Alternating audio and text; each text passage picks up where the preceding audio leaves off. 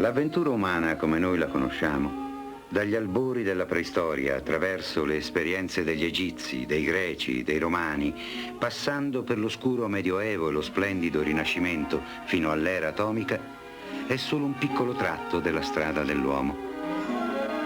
Dallo sbarco del primo uomo sulla Luna nel secondo millennio dell'era cristiana, lo spazio non è più nemico, anzi, forse rappresenta l'unica possibilità di vita, forse l'unica possibilità di sopravvivenza per la specie umana, forse.